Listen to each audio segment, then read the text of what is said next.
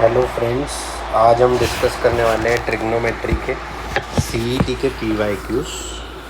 तो पहला क्वेश्चन है cos 20 degree plus 2 times sine square 55 degree minus √2 sine 65 degree. अब इस क्वेश्चन को देखते समय हमें ये ऑब्ज़र्व हो रहा है कि एक साइन स्क्वायर आ रहा है और बाकी जो टर्म्स है वो कॉस और साइन में आ रहा है। तो साइन स्क्वायर वाले को स्प्लिट करने की कोशिश करते हैं। एक दिया हुआ है cos 20, उसको कुछ नहीं करना है। एक दिया है 2 साइन स्क्वायर 55 डिग्री और एक दिया है minus √2 sine 65 degree.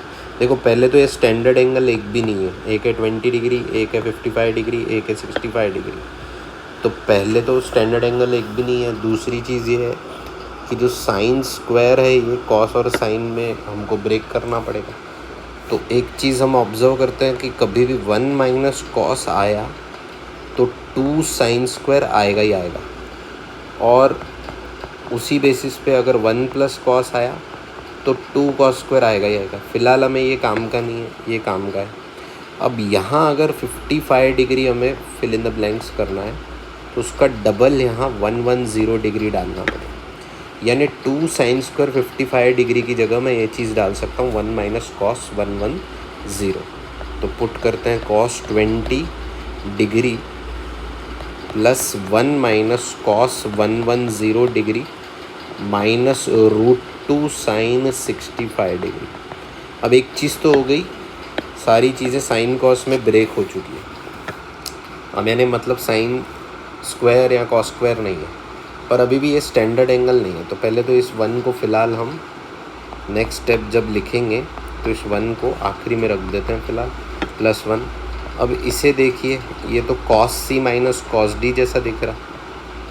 cos 20 degree minus cos 110 degree minus √2 sine 65 degree.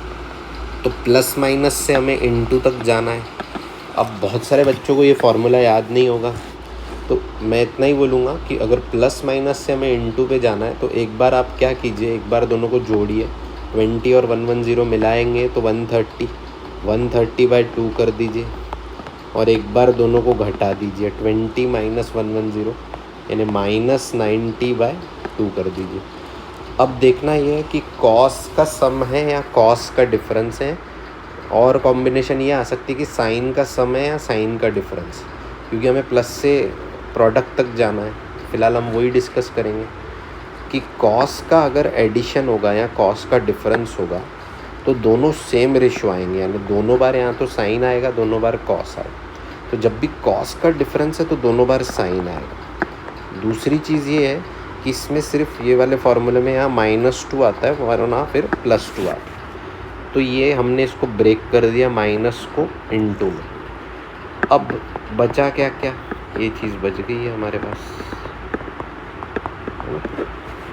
तो फिर हम क्या करेंगे, इसे सॉल्व करेंगे। अब ये तो साइन -45 डिग्री हो गया, साइन -45 डिग्री यानी माइनस साइन 45 डिग्री, तो ये वाली माइनस साइन न्यूट्रलाइज हो जाएगी। तो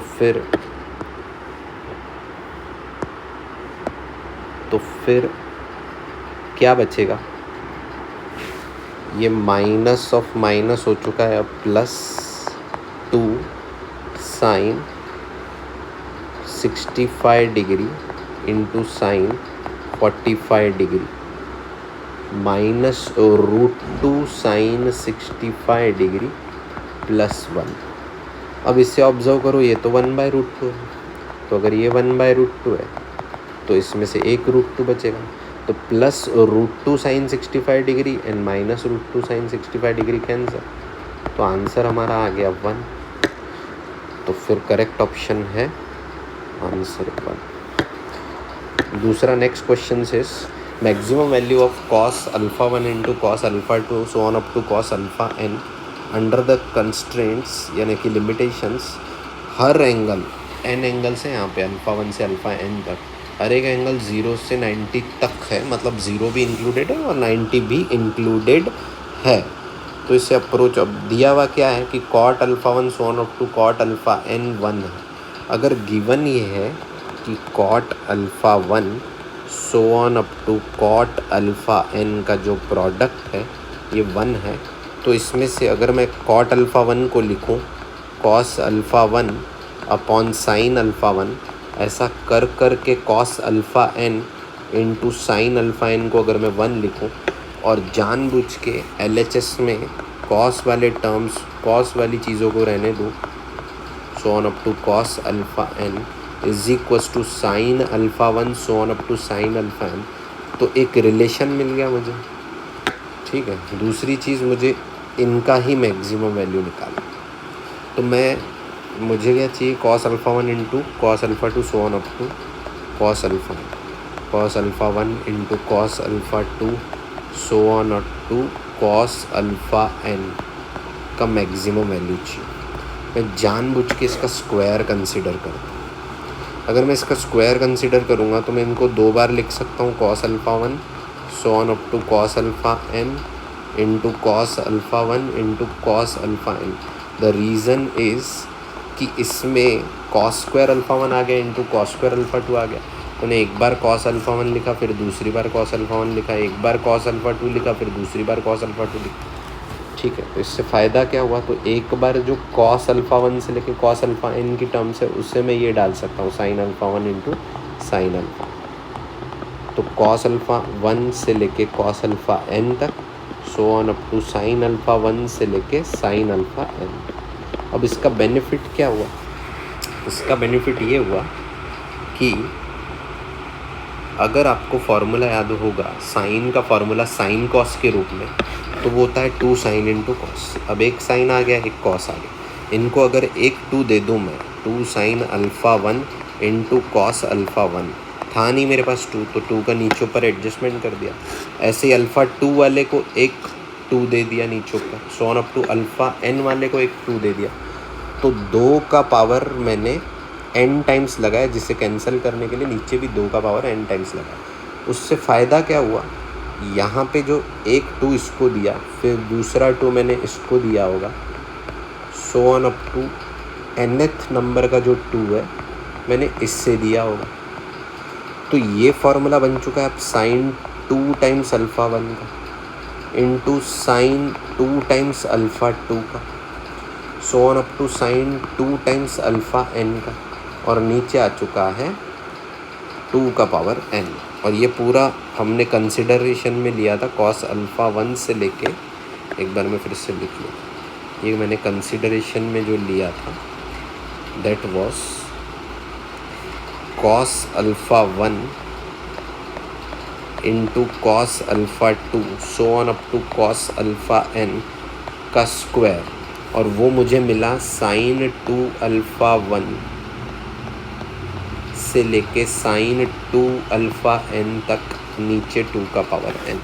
अब मुझे तो ये स्क्वायर नहीं चाहिए, सिर्फ इतना ही चाहिए, तो जब मैं स्क्वायर नहीं लूँगा तो स्क्वायर रूट ले सकते। दूसरी चीज़ ये कि अगर मेरा जो अल्फ़ा 1 अल्फ़ा 2 है, अल्फ़ा 1 अल्फ़ा 2 है, so on up to alpha n, वो π/2 दिया, और यहाँ पे मेरे पास बच रहा है, यहाँ पे मेरे पास बच रहा है साइन 2 अल्फ़ा 1 साइन 2।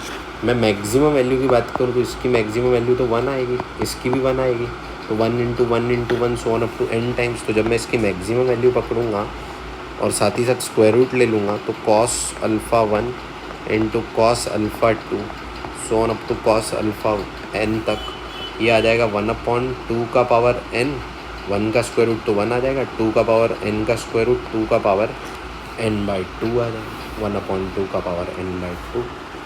ठीक है, तो ऑप्शन कौन सा सही है, ये वाला सही है। अब यहाँ पे हमने जब स्क्वायर रूट लिया तो हमने दूसरी वाली पॉसिबिलिटी कंसीडर नहीं की, माइनस वाली, क्योंकि हर एंगल जो है वो एक्यूट है और फर्स्ट क्वाड्रेंट में सारे रेशियोज पॉजिटिव हैं। नेक्स्ट क्वेश्चन की तरफ बढ़ते हैं। क्वेश्चन सेस कि a प्लस बी अगर 2 to 5 है तो cot A upon 1 plus cot A into cot B upon 1 plus cot B if it exist is equal to. तो अगर a प्लस बी हमारा 225 है, इसे सेव कर देते हैं। निकालना है cot a upon 1 plus cot a into cot b upon 1 plus cot b। हम 1 अपॉन कॉट ए को लिख सकते हैं 1 अपॉन 10 है। तो अगर मैं ऐसा लिख दूं और क्रॉस मल्टीप्लाई कर दूं, मैंने कॉट बी को लिखा 1/10 बी, 1 अपॉन 1 प्लस 1/10 बी। इन्हें क्रॉस मल्टीप्लाई किया तो मिला 1/10 ए, 10 ए प्लस 1 के नीचे 10 ए। सेम बेसिस पे यहाँ 1/10 बी, नीचे 10 बी प्लस 1 के नीचे 10 बी। ये 10 बी से 10 बी कैंसिल, 10 ए से 10 ए कैंसिल, मतलब अल्टीमेटली मुझे मिला 1 प्लस 10 ए 1 अपॉन में इंटू 1 अपॉन में 1 प्लस 10।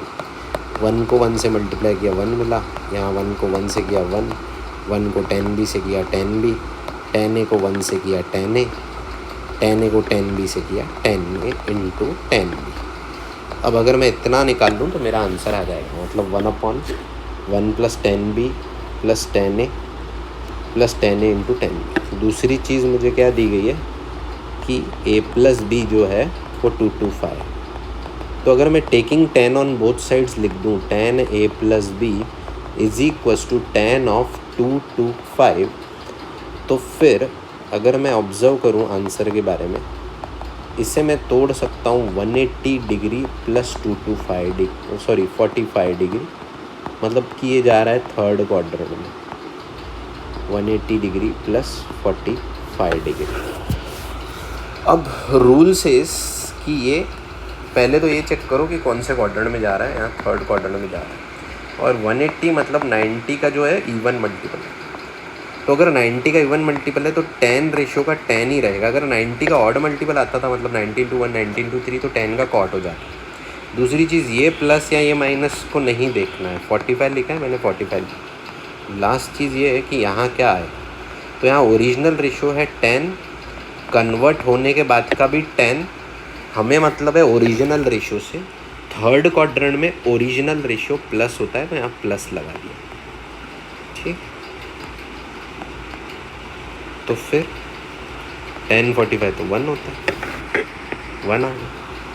तो 10 a प्लस बी जो होता है, 10 a प्लस बी होता है, वो होता है 10 a प्लस 10 बी, नीचे 1 माइनस 10 a इंटू 10 बी।